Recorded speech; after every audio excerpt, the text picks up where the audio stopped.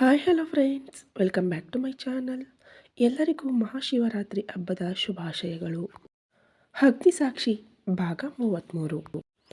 ಗಾನವಿ ಮಾತಿಗೆ ಕಣ್ಣು ತೆರೆದು ಸೋಫಾದಿಂದ ಎದ್ದು ಒಮ್ಮೆ ಮೇಲಿಂದ ಕೆಳಗಿನವರೆಗೂ ಗಾನವಿಯನ್ನು ನೋಡುತ್ತಿದ್ದರೆ ಆದಿ ನೋಟಕ್ಕೆ ಗಾನವಿ ತಡವರಿಸುತ್ತಾ ಆದಿನತ್ತ ಭಯದಿಂದ ನೋಡುತ್ತಿದ್ದರೆ ಅನಿರೀಕ್ಷಿತವಾಗಿ ಅವರಿಬ್ಬರ ಕಣ್ಣುಗಳು ಸಂಧಿಸುತ್ತವೆ. ಒಮ್ಮೆಲೆ ಗಾನವಿಯ ಸೊಂಟ ಹಿಡಿದು ತನ್ನತ್ತ ಎಳೆದುಕೊಳ್ಳುತ್ತಾನೆ. ಅವಳ ಸೊಂಟದ ಮೇಲೆ ನೇರವಾಗಿ ಆದಿ ಕೈ ಸ್ಪರ್ಶ ತಾಗುತ್ತಿದ್ದರೆ ಗಾನವಿಯ ಗಂಟಲು ಒಣಗಿ ಹೋಗುತ್ತದೆ. ಹೆದರಿದ ಕಣ್ಣುಗಳಿಂದ ಆದಿಯನ್ನೇ ನೋಡುತ್ತಿರುತ್ತಾಳೆ ಗಾನವಿ. ಅವಳ ಕಾಡಿಗೆ ಕಣ್ಣುಗಳ ಮಾಯೆಯಲ್ಲಿ ಮತ್ತೊಮ್ಮೆ ಸಿಲುಕಿಕೊಳ್ಳುತ್ತಾನೆ ಆದಿ. ಬೆದರಿದ ನೋಟದೊಂದಿಗೆ ಕ್ಯೂಟಾಗಿ ಕಾಣುತ್ತಿರುವ ಗಾನವಿ ಆದಿಗೆ ಸುಂದರವಾಗಿ ಕಾಣುತ್ತಿದ್ದರೆ ಆದಿನ ಮೀಟಿಂಗ್ನಲ್ಲಿ ಯಾರಿಗೂ ಕಾಣದಂತೆ ಸ್ಟೆಲ್ಲಾ ಮಾಡಿದ ರಂಪಾಟ, ನಂತರ ಆ ಪುಂಡ ಹುಡುಗರೊಂದಿಗೆ ನಡೆದ ಗಲಾಟೆ, ಬೆಳಿಗ್ಗೆಯಿಂದ ಆ ಮೀಟಿಂಗಾಗಿ ತಾನು ತೆಗೆದುಕೊಂಡ ಕೆಲಸದ ಟೆನ್ಷನ್ ಇವೆಲ್ಲವೂ ತಲೆನೋವು ತರಿಸುತ್ತಿದ್ದರೆ ಅವೆಲ್ಲವನ್ನ ಗಾನವಿಯ ಸಾಂಗತ್ಯ ಒಂದೇ ನಿಮಿಷದಲ್ಲಿ ಆದಿಯಿಂದ ದೂರ ಮಾಡುತ್ತದೆ. ಅವಳನ್ನು ನೋಡಿದರೆ ಮನಸ್ಸು ಪ್ರಶಾಂತವಾಗುತ್ತದೆ. ಇದೇ ಅಲ್ವಾ ತನ್ನಲ್ಲಿ ಅರ್ಧ ಭಾಗವಾಗಿ ಬದಲಾಗುವ ಅರ್ಧಾಂಗಿ ಮಾಡುವ ಮಾಯೆ. ಅರ್ಥ ಮಾಡಿಕೊಳ್ಳುವ ಹೆಂಡತಿ ಇದ್ದರೆ ಎಷ್ಟೇ ಶ್ರಮವನ್ನಾದರೂ ಇಟ್ಟೇ ಮರೆತು ಪ್ರಶಾಂತತೆಯನ್ನು ಪಡೆಯುತ್ತಾನೆ ಗಂಡಸು. ಅದಕ್ಕೆ ಏನೋ ತನ್ನ ಗ್ರಾನಿ ತನ್ನನ್ನು ಮದುವೆ ಮಾಡಿಕೊಳ್ಳುವಂತೆ ಅಷ್ಟೊಂದು ಪೀಡಿಸುತ್ತಿದ್ದದ್ದು ಆದಿಗೆ ತಿಳಿಯದಂತೆಯೇ ಗಾನವಿ ತನಗೆ ಸ್ಟ್ರೆಸ್ ರಿಲೀಫ್ ಅಂದರೆ ಒತ್ತಡ ನಿವಾರಕಿಯಾಗಿ ಯಾವಾಗ ಬದಲಾಗಿ ಹೋಗಿದ್ದಳೋ ಗೊತ್ತಿಲ್ಲ. ದಿನವಿಡೀ ಕೆಲಸದಲ್ಲಿ ತಾನು ಪಡುವ ಒತ್ತಡವನ್ನು ಮನೆಗೆ ಬಂದ ಕೂಡಲೇ ಗಾನವಿ ತನ್ನ ಕಿರು ನಗುವಿನೊಂದಿಗೆ ಒಂದು ಕಪ್ ಕಾಫಿಯೊಂದಿಗೆ ತೆಗೆದುಹಾಕುತ್ತಾಳೆ. ತಾನು ಬರುವವರೆಗೂ ತನಗಾಗಿ ಎದುರು ನೋಡುತ್ತಾಳೆ. ತಿಳಿಯದಂತೆಯೇ ಆದಿ ಗಾನವಿಗೆ ಮಾನಸಿಕವಾಗಿ ಹತ್ತಿರವಾಗುತ್ತಿದ್ದಾನೆ. ಅದಕ್ಕೆ ಮನೆಗೆ ಬಂದ ಕೂಡಲೇ ಈ ಮಧ್ಯೆ ಗಾನವಿಗಾಗಿ ಹುಡುಕುತ್ತಿದ್ದಾನೆ. ಗಾನವಿ ಕಾಣಿಸಿದ ಕೂಡಲೇ ತನ್ನ ಮನಸ್ಸು ಹಗುರವಾಗುತ್ತದೆ. ಅಷ್ಟರಲ್ಲೇ ಬಾಲ್ಕನಿಯಿಂದ ಬೀಸಿದ ತಂಗಾಳಿಗೆ ಗಾನವಿಯ ಮುಂಗುರುಳು ಗಾಳಿಗೆ ಹಾರಾಡುತ್ತಾ ಹಣೆಯ ಮೇಲೆ ಮುಂದಕ್ಕೆ ಬೀಳುತ್ತಾ ನಾಟ್ಯವಾಡುತ್ತಿದ್ದರೆ ಸಂಜೆ ಸಮಯದ ಸೂರ್ಯನ ಕಾಂತಿ ಕಿರಣಗಳು ಗಾನವಿಯ ಮೇಲೆ ಬಿದ್ದು ಅವಳ ಬಿಳಿಯ ಮೈಬಣ್ಣ ಬಂಗಾರದ ಕಾಂತಿಯೊಂದಿಗೆ ಚಿನ್ನದಂತೆ ಹೊಳೆಯುತ್ತಿದ್ದರೆ ಆದಿ ಕಣ್ಣಿಗೆ ಇನ್ನೂ ಹಸುಗೂಸುತನ ಬಿಡದ ಮುಗ್ಧ ಗಾನವಿಯ ಮುಖ ಇನ್ನೂ ಸುಂದರವಾಗಿ ಕಾಣಿಸುತ್ತದೆ. ಗಾನವಿ ಬೆದರಿದವಳಂತೆ ತನ್ನತ್ತಲೇ ನೋಡುತ್ತಿದ್ದರೆ ಗಾನವಿಯ ಸೊಂಟದ ಮೇಲಿರುವ ಆದಿ ಕೈ ಸ್ಪರ್ಶಕ್ಕೆ ಗಾನವಿಯ ಶರೀರ ಮೆಲ್ಲಗೆ ಕಂಪಿಸಿ ಅದುರುತ್ತಿರುವ ಅವಳ ತಿಳಿ ಗುಲಾಬಿ ಬಣ್ಣದ ತುಟಿಗಳು ಆದಿಯನ್ನು ಬಾ ಎಂದು ಆಹ್ವಾನಿಸುತ್ತಿದ್ದರೆ ತಿಳಿಯದಂತೆಯೇ ಅವುಗಳನ್ನು ಹೀರಿಕೊಳ್ಳಲು ಮುಂದಕ್ಕೆ ಬರುತ್ತಾನೆ. ಆದಿ ಏನು ಮಾಡಲು ಹೊರಟಿದ್ದಾನೋ ತಿಳಿದು ಇನ್ನೊಂದು ಕ್ಷಣದಲ್ಲಿ ತನ್ನ ತುಟಿಗಳನ್ನು ಸೇರುತ್ತಿದ್ದಾನೆ ಎನ್ನುವಾಗ ಚಿಗುರೆಲೆಯಂತೆ ನಡುಗಿ ಗಟ್ಟಿಯಾಗಿ ಕಣ್ಣು ಮುಚ್ಚಿಕೊಳ್ಳುತ್ತಾಳೆ ಗಾನವಿ. ಅಲ್ಲಿಯವರೆಗೂ ಅವಳ ಕಾಡಿಗೆ ಕಣ್ಣುಗಳಲ್ಲಿ ಸಿಲುಕಿಕೊಂಡಿದ್ದ ಆದಿ ಗಾನವಿ ಕಣ್ಣು ಮುಚ್ಚಿಕೊಳ್ಳುತ್ತಿದ್ದಂತೆ ಒಮ್ಮೆಲೆ ಎಚ್ಚರಗೊಂಡು ತಾನೇನು ಮಾಡಲು ಹೋದೆ ಎಂದು ನೆನಪಾಗಿ ಅವಳ ಸೊಂಟವನ್ನೇನು ಬಿಡುವುದಿಲ್ಲ. ಆದರೆ ಗಾನವಿಯ ಮುಖದಿಂದ ಸ್ವಲ್ಪ ದೂರ ಸರಿದು ನಿಲ್ಲುತ್ತಾನೆ. ಕಣ್ಣು ಮುಚ್ಚಿಕೊಂಡ ಗಾನವಿಗೆ ಎಷ್ಟೊತ್ತಿಗೂ ತನ್ನ ಗೆಳೆಯನ ಸ್ಪರ್ಶ ತಿಳಿಯದೆ ಹೋದಾಗ ಮೆಲ್ಲಗೆ ಕಣ್ಣು ತೆರೆದು ನೋಡಿದಾಗ ಆದಿ ತನಗೆ ದೂರವಿದ್ದು ತನ್ನನ್ನೇ ನೋಡುತ್ತಾ ಇರುತ್ತಾನೆ. ಆ ನೋಟದಲ್ಲಿನ ತುಂಟತನಕ್ಕೆ ನಾಚಿಕೆಯಿಂದ ಕೂಡಲೇ ಕಣ್ಣು ತಗ್ಗಿಸುತ್ತಾಳೆ ಗಾನವಿ. ಆದಿ ನೋಟಕ್ಕೆ ಅವಳ ಎದೆಯ ಬಡಿತ ಹೆಚ್ಚಾಗುತ್ತದೆ. ಶರೀರ ತನ್ನ ವಶ ತಪ್ಪುತ್ತದೆ. ಪೂರ್ತಿಯಾಗಿ ಆದಿ ಕಂಟ್ರೋಲ್ಗೆ ಹೋಗಿಬಿಡುತ್ತಾಳೆ ಗಾನವಿ. ಆದಿ ಉಸಿರು ತನಗೆ ಹತ್ತಿರವಾಗಿ ತಿಳಿಯುತ್ತಿದ್ದರೆ ಗಾನವಿಯ ಕೆನ್ನೆಗಳಲ್ಲಿ ತಿಳಿಯದಂತೆಯೇ ಮಂದಾರಗಳು ಹರಳುತ್ತವೆ. ಅವುಗಳನ್ನು ಅತಿ ಕಷ್ಟದಿಂದ ಆದಿಗೆ ಕಾಣದಂತೆ ಮುಚ್ಚಿಡಬೇಕೆಂದಿದ್ದ ಗಾನವಿಯ ಪ್ರಯತ್ನ ವಿಫಲವಾಗಿ ಆದಿ ತೀಕ್ಷ್ಣವಾದ ನೋಟವನ್ನು ದಾಟಲಾಗದೆ ಸೋಲುತ್ತವೆ. ಗಾನವಿಯ ಕೆನ್ನೆಗಳಲ್ಲಿ ಹರಳಿದ ಕೆಂಪು ಬಣ್ಣ ಕೂಡಲೇ ಮತ್ತೊಮ್ಮೆ ಕಣ್ಣೆತ್ತಿ ಆದಿಯನ್ನು ನೋಡಿದರೆ ಆದಿ ಇನ್ನೂ ತನ್ನನ್ನೇ ನೋಡುತ್ತಿದ್ದರೆ ನಾಚಿಕೆಯಿಂದ ಕಣ್ಣ ರೆಪ್ಪೆಗಳನ್ನು ಮುಚ್ಚಿದ ಗಾನವಿಗೆ ತಿಳಿಯಲಿಲ್ಲ. ಇನ್ನು ಆದಿ ಕೈಗಳು ಗಾನವಿಯ ಸೊಂಟವನ್ನು ಮೀಟುತ್ತಿವೆಯೆಂದು ಕೆಂಪು ಮಂದಾರಗಳನ್ನು ಹೋಲುವ ಗಾನವಿಯ ಕೆನ್ನೆಗಳಲ್ಲಿನ ನಾಚಿಕೆ ಅಲ್ಲಿಯವರೆಗೂ ಅತಿ ಕಷ್ಟದಿಂದ ಕಂಟ್ರೋಲ್ ಮಾಡಿಕೊಂಡಿದ್ದ ಆದಿ ಫೀಲಿಂಗ್ಸನ್ನು ಮತ್ತೊಮ್ಮೆ ಹೊರಗೆ ತರಿಸಿದರೆ ಈ ಬಾರಿ ಇನ್ನೂ ಹತ್ತಿರ ಬರುತ್ತಾನೆ ಗಾನವಿಗೆ.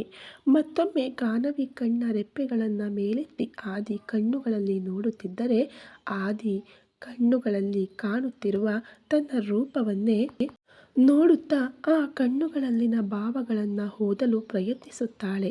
ಹಾಗೆ ಒಬ್ಬರ ಕಣ್ಣುಗಳಲ್ಲಿ ಒಬ್ಬರು ನೋಡಿಕೊಳ್ಳುತ್ತಾ ಅವರ ಭಾವಗಳನ್ನು ತಿಳಿಯಲು ಪ್ರಯತ್ನಿಸುತ್ತಾ ಒಬ್ಬರ ಕೌಗಲ್ಲಿನಲ್ಲಿ ಒಬ್ಬರು ಎಷ್ಟು ಹೊತ್ತು ಇದ್ದರೋ ತಿಳಿಯದು. ಆದರೆ ಗಾನವಿಗೆ ಮಾತ್ರ ಆದಿ ಕಣ್ಣುಗಳಲ್ಲಿ ತನ್ನ ಮೇಲೆ ಇಷ್ಟಕ್ಕಿಂತ ಮಿಗಿಲಾದ ಇನ್ಯಾವುದೋ ಭಾವ ಕಾಣುತ್ತದೆ. ಅದೇ ಅರ್ಥವಾಗಲಿಲ್ಲ ಅವಳಿಗೆ. ಇಷ್ಟರಲ್ಲಿ ಅವರನ್ನು ಡಿಸ್ಟರ್ಬ್ ಮಾಡುತ್ತಾ ರಿಂಗಣಿಸುತ್ತದೆ ಆದಿ ಫೋನ್. ಕೂಡಲೇ ಇಬ್ಬರು ಎಚ್ಚರಗೊಂಡು ದೂರ ಸರಿದರೆ ಗಾನವಿ ಪಕ್ಕಕ್ಕೆ ಸರಿದ ತನ್ನ ಸೀರೆಯ ಸೆರಗನ್ನು ಸರಿ ಮಾಡಿಕೊಳ್ಳುತ್ತಾಳೆ. ಕೂಡಲೇ ಆದಿ ತನ್ನ ಫೋನ್ ತೆಗೆದುಕೊಂಡು ನೋಡುವಷ್ಟರಲ್ಲಿ ಅದು ದೀಪಕ್ನಿಂದ ಆಗಿದ್ದರಿಂದ ಇವನು ಡಿಸ್ಟರ್ಬ್ ಮಾಡಲೆಂದೇ ಹುಟ್ಟಿದ್ದಾನೆ ಎಂದು ಮತ್ತೊಮ್ಮೆ ಬೈದುಕೊಂಡು, ಈಗ ತಾನೇ ಕಣೋ ಮನೆಗೆ ಹೋಗಿದ್ದು, ಅಷ್ಟರಲ್ಲಿ ಯಾಕೆ ಕಾಲ್ ಮಾಡಿದೆ ಎಂದು ಕೋಪದಿಂದ ಅನ್ನುತ್ತಿದ್ದರೆ, ಬಾವಾ ಯಾಕೆ ಕೂಗಾಡ್ತಾ ಇದ್ದೀಯಾ, ಏನಾದರೂ ಡಿಸ್ಟರ್ಬ್ ಮಾಡಿದೆನಾ ಎಂದು ಮುಗ್ಧವಾಗಿ ಕೇಳುತ್ತಿದ್ದರೆ ಆದಿ ಅಸಹನೆಯಿಂದ ತಲೆ ಕೊಡವಿ, ಏನೂ ಇಲ್ಲ ಬಿಡು, ಹೇಳು ಯಾಕೆ ಕಾಲ್ ಮಾಡಿದೆ ಅಂದಾಗ, ಏನೂ ಇಲ್ಲ ಬಾವಾ, ಅಷ್ಟೆಲ್ಲ ನಿನ್ನ ಮೇಲೆ ತುಂಬ ಮನಸ್ಸು ಸೋತ ಹಾಗೆ ಇದೆ. ನಿನ್ನನ್ನು ತುಂಬ ಮಿಸ್ ಮಾಡಿಕೊಂಡು ನಿನ್ನ ನಂಬರ್ಗಾಗಿ ನನಗೆ ಕಾಲ್ ಮಾಡಿದ್ದಾಳೆ. ನಿನ್ನ ಹತ್ತಿರ ಏನೋ ಮಾತನಾಡಬೇಕಂತೆ, ನಿನ್ನ ನಂಬರ್ ಕೊಡು ಎಂದು ರಂಪಾಟ ಮಾಡುತ್ತಿದ್ದಾಳೆ. ಏನಿದ್ದರೂ ನನಗೆ ಹೇಳಿ ನಾನು ಹೇಳುತ್ತೇನೆ ಅಂದರೆ ಎಷ್ಟಕ್ಕೂ ಹೇಳುತ್ತಿಲ್ಲ. ಅವಳೇ ನಿನ್ನೊಂದಿಗೆ ಮಾತನಾಡುತ್ತಾಳಂತೆ. ಏನು ಬಾವಾ, ನಿನ್ನ ನಂಬರ್ ಕೊಡಲೇನು ಅಂದ. ಏಯ್, ನಿನಗೆ ನನ್ನ ಕೈಯಲ್ಲಿ ಒದೆ ತಿನ್ನಬೇಕು ಎಂದು ಅಷ್ಟು ಆಸೆಯಾಗಿದೆಯಾ ಅಂದ ಆದಿ.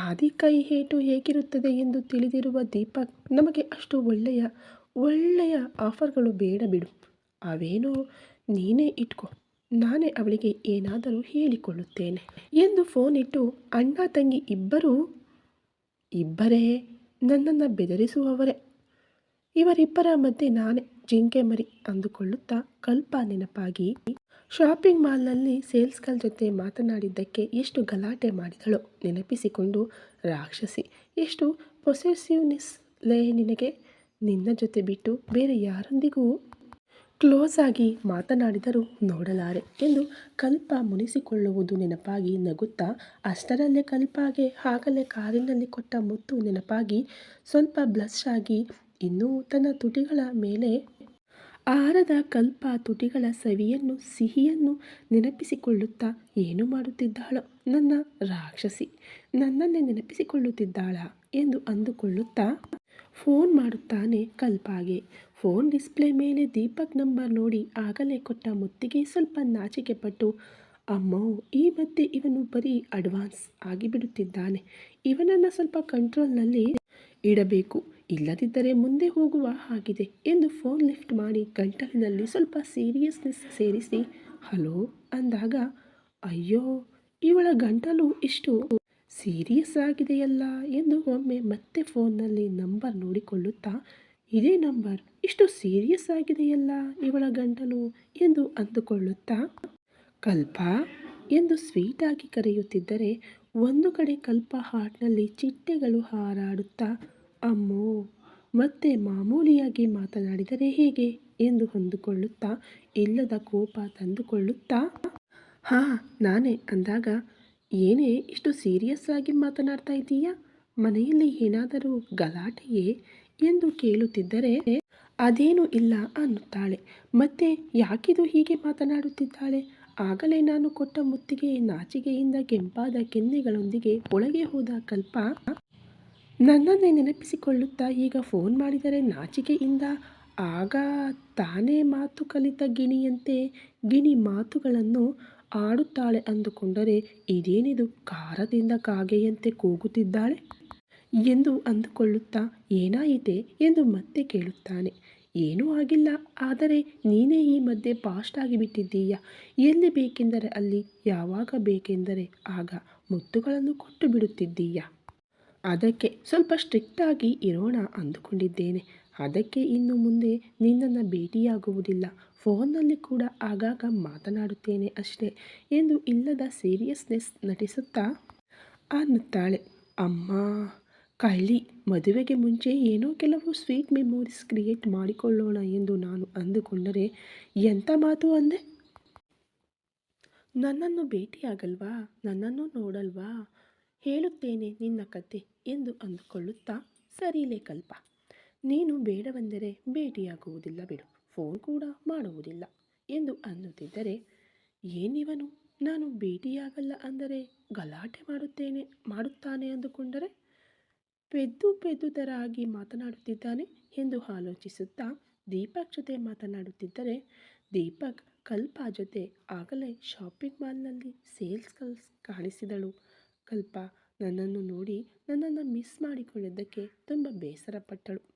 ಬೇಸರ ಪಡಬೇಡ, ಯಾರ ಹಣೆ ಬರಹ ಹೇಗಿದೆಯೋ ಎಂದು ಅನ್ನುತ್ತಾ ಸಮಾಧಾನಪಡಿಸಿ ಬಂದೆ.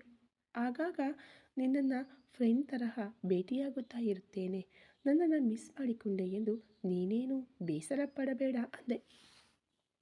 ನೀನು ಹೇಗೂ ನನ್ನನ್ನು ಭೇಟಿಯಾಗಲ್ಲ ಅನ್ನುತ್ತಿದ್ದೀಯಲ್ಲ, ಅವಳು ಫ್ರೀಯಾಗಿದ್ದರೆ ಅವಳನ್ನು ಭೇಟಿಯಾಗುತ್ತೇನೆ ಬಿಡು ಅನ್ನುತ್ತಿದ್ದರೆ ದೀಪಕ್ ಮಾತುಗಳನ್ನು ಕೇಳುತ್ತಿರುವ ಕಲ್ಪ ಕೋಪದಿಂದ ಕುದಿಯುತ್ತಾಳೆ. ಏನು, ನಾನು ಬೇಡವೆಂದರೆ ಅವಳ ಹತ್ತಿರ ಹೋಗುತ್ತೀಯಾ ಅಂದ್ಲು.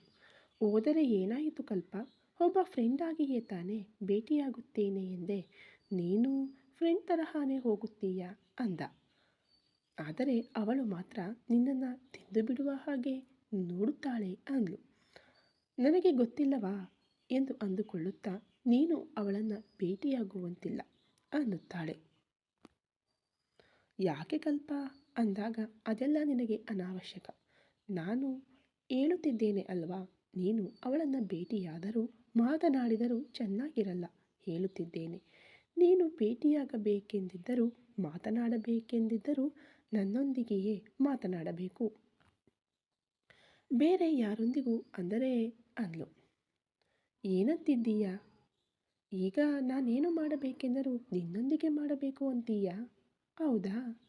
ನಾನು ಮಾತನಾಡಬೇಕೆಂದರೆ ನನ್ನೊಂದಿಗೆ ಮಾತನಾಡಬೇಕು, ನಾನು ಭೇಟಿಯಾಗಬೇಕೆಂದರೆ ನನ್ನನ್ನೇ ಭೇಟಿಯಾಗಬೇಕು, ನಾನು ಮುಟ್ಟಬೇಕೆಂದರೆ ನನ್ನನ್ನೇ ಹಿಡಿಯಬೇಕು, ನಾನು ಅಪ್ಪಿಕೊಳ್ಳಬೇಕೆಂದರೆ ನನ್ನನ್ನೇ ಅಪ್ಪಿಕೊಳ್ಳಬೇಕು, ನಾನು ಮುತ್ತು ಕೊಡಬೇಕೆಂದರೆ ನನಗೆ ಕೊಡಬೇಕು, ನಾನೇನು ಮಾಡಬೇಕೆಂದುಕೊಂಡರೂ ನನ್ನನ್ನೇ ಮಾಡಬೇಕು ಎಂದು ತನ್ನ ಫ್ಲೋನಲ್ಲಿ ಏನೆನ್ನುತ್ತಿದ್ದಾಳೋ ಕೂಡ ತಿಳಿಯದೆ ಅನ್ನುತ್ತಾಳೆ.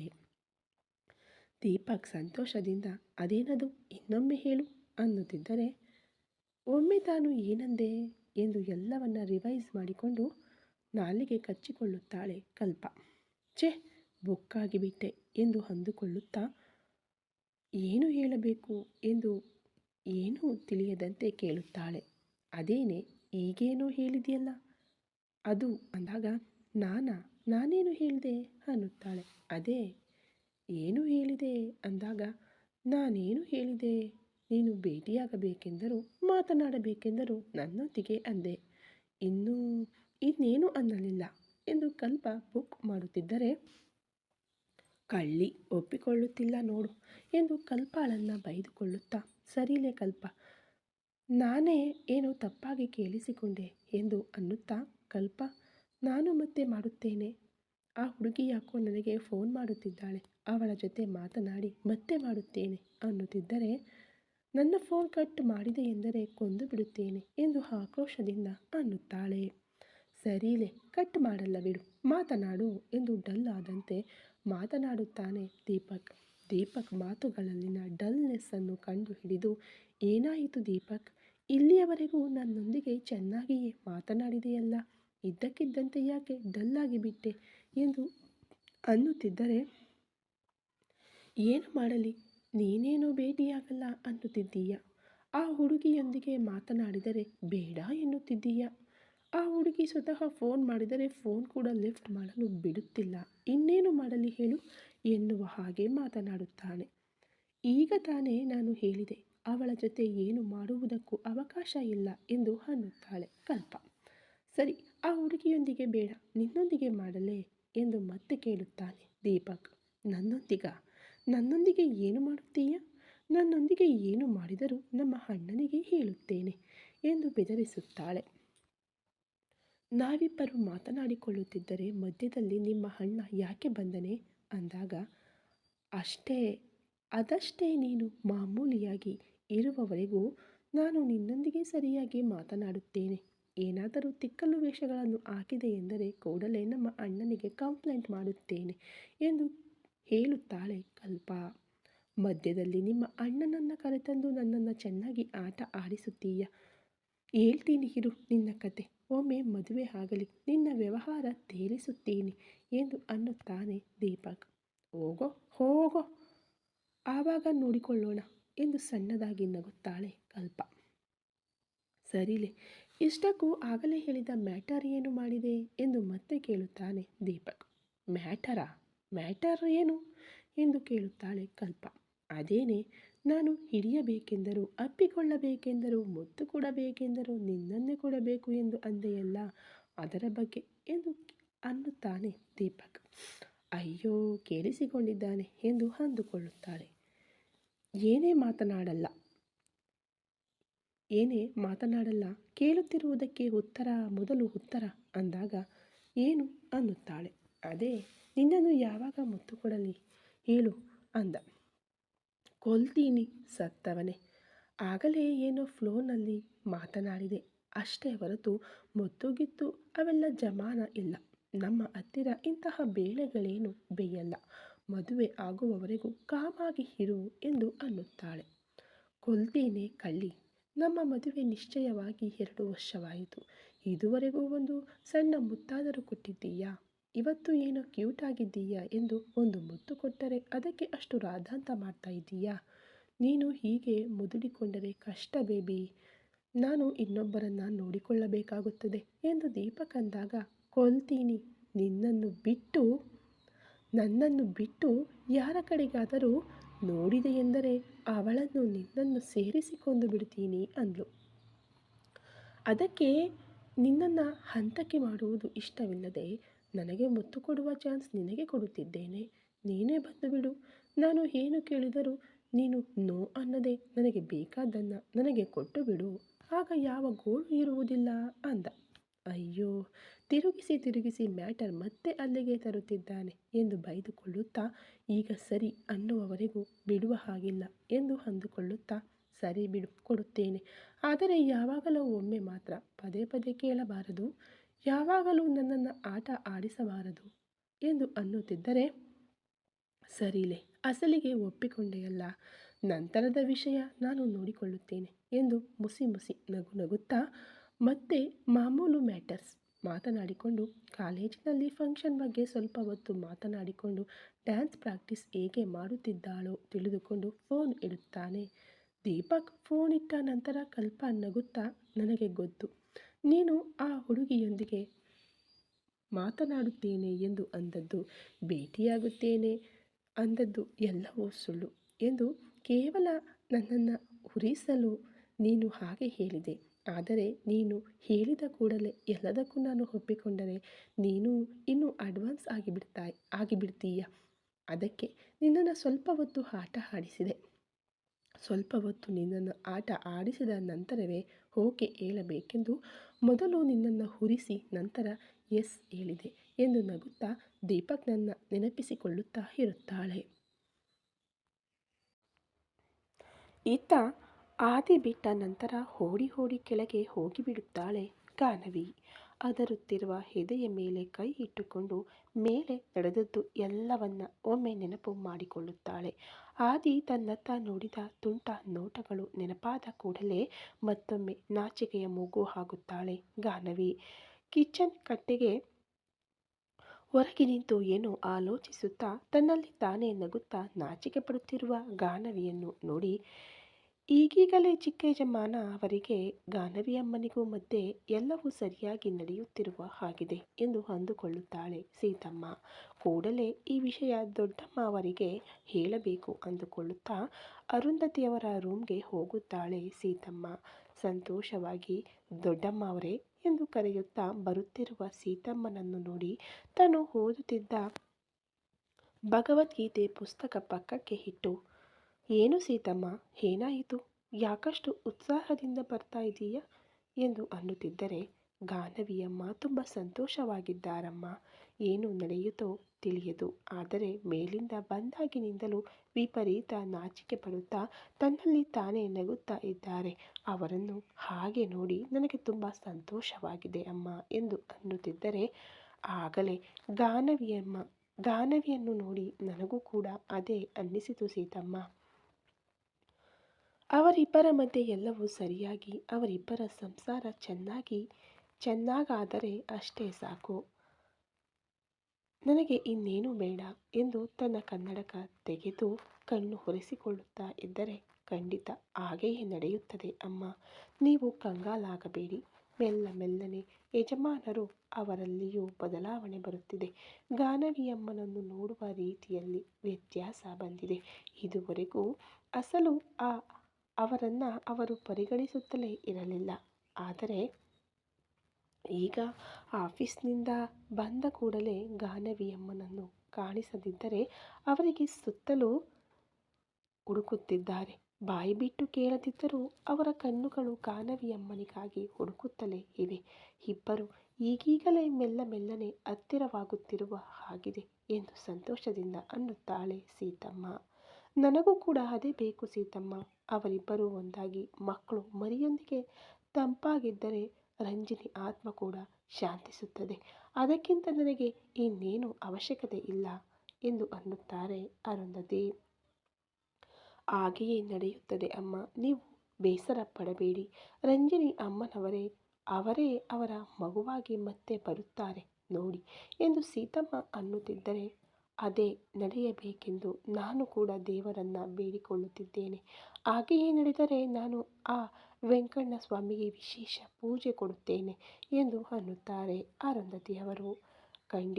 ಖಂಡಿತ ನಿಮ್ಮ ಕೋರಿಕೆ ಈಡೇರುತ್ತದೆ ಅಮ್ಮ ಎಂದು ಅನ್ನುತ್ತಾ ಅಲ್ಲಿಂದ ಹೋಗಿಬಿಡುತ್ತಾಳೆ ಸೀತಮ್ಮ. ಗಾನವಿಗೆ ಇನ್ನೂ ಎದೆ ಬಡಿತ ಕಡಿಮೆಯಾಗುವುದಿಲ್ಲ. ಗಾನವಿಯ ಸೀರೆಯಿಂದ ಬರುತ್ತಿರುವ ಆದಿ ಬಳಸುವ ಡಿಯೋ ಸ್ಮೆಲ್ ತನ್ನ ಮೂಗಿನ ಹೊಳ್ಳೆಗಳನ್ನು ತಾಕುತ್ತಾ ಇದ್ದರೆ ತನ್ನ ಪಕ್ಕದಲ್ಲೇ ಆದಿ ಇರುವಂತೆ ಊಹಿಸಿಕೊಳ್ಳುತ್ತಾ, ಯಾಕೆ ಅವರು ನನ್ನ ಹತ್ತಿರ ಬಂದ ಕೂಡಲೇ ಅಷ್ಟೊಂದು ನನ್ನ ಎದೆ ವೇಗವಾಗಿ ಬಡಿದುಕೊಳ್ಳುತ್ತದೆ, ಯಾಕೆ ಅವರು ಒಂದೇ ಒಂದು ಸಲ ನೋಡಿದರೆ ನಾನು ಅಷ್ಟೊಂದು ಕಂಗಾಲಾಗಿ ಹೋಗುತ್ತೇನೆ ಎಂದು ಅಂದುಕೊಳ್ಳುತ್ತಾ ತನ್ನನ್ನು ತಾನೇ ಪ್ರಶ್ನಿಸಿಕೊಳ್ಳುತ್ತಾಳೆ. ಅವರು ನನ್ನ ಕಡೆ ನೋಡಿದರೆ ಸಾಕು, ನನ್ನ ಮನಸ್ಸು ವಶ ತಪ್ಪುತ್ತಿದೆ. ಅವರ ಕಡೆಗೆ ನನ್ನ ಮನಸ್ಸು ನನ್ನನ್ನು ಎಳೆಯುತ್ತಿದೆ.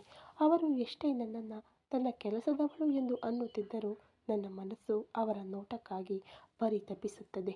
ಯಾಕೆ ಎಂದು ಅಂದುಕೊಳ್ಳುತ್ತಾ, ನಾನು ಅವರನ್ನು ಪ್ರೀತಿಸುತ್ತಿದ್ದೇನಾ, ಅದೇ ನಿಜವಾ ಎಂದು ಮನಸ್ಸಿನಲ್ಲಿ ಅಂದುಕೊಳ್ಳುತ್ತಾ ಇರುತ್ತಾಳೆ. ಇಷ್ಟರಲ್ಲಿ ಸೀತಮ್ಮ ಕಿಚನ್ ಹತ್ತಿರ ಬರುತ್ತಾ ತಾನು ಹೋಗುವಾಗ ಹೇಗಿದ್ದಳೋ ಇನ್ನೂ ಅದೇ ಪೊಸಿಷನ್ನಲ್ಲಿ ಇರುವ ಗಾನವಿಯನ್ನು ನೋಡಿ, ಅಮ್ಮ ಎಂದು ಅವಳನ್ನು ಕರೆದಾಗ ಈ ಲೋಕಕ್ಕೆ ಬಂದ ಗಾನವಿ, ಹಾಂ ಹೇಳು ಸೀತಮ್ಮ ಎಂದು ಅಂದರೆ, ಆಗ್ಲಿಂದ ನೋಡುತ್ತಿದ್ದೇನೆ, ಅಲ್ಲೇ ಇದ್ದು ಏನೋ ಆಲೋಚಿಸುತ್ತಿದ್ದೀರಾ, ಏನಾಯಿತಮ್ಮ ಎಂದು ಕೇಳುತ್ತಾಳೆ. ಸೀತಮ್ಮನ ಮಾತುಗಳಿಗೆ ತಡವರಿಸಿ, ಏನೂ ಇಲ್ಲ ಸೀತಮ್ಮ, ಡಿನ್ನರ್ಗೆ ಏನು ಮಾಡೋಣವಾ ಎಂದು ಆಲೋಚಿಸುತ್ತಿದ್ದೇನೆ ಅಷ್ಟೇ ಎಂದು ಅನ್ನುತ್ತಿದ್ದರೆ, ಗಾನವಿ ಹೇಳುತ್ತಿರುವುದು ಸುಳ್ಳು ಎಂದು ತಿಳಿಯುತ್ತಿದ್ದರೂ ಏನೂ ಮಾತನಾಡದೆ ಮುಸಿ ನಗುತ್ತಾ, ಸರಿ ಬಿಡಮ್ಮ, ಏನು ಮಾಡುತ್ತೀರೋ ಹೇಳಿ, ಎಲ್ಲವನ್ನ ತೆಗೆದಿಡುತ್ತೇನೆ.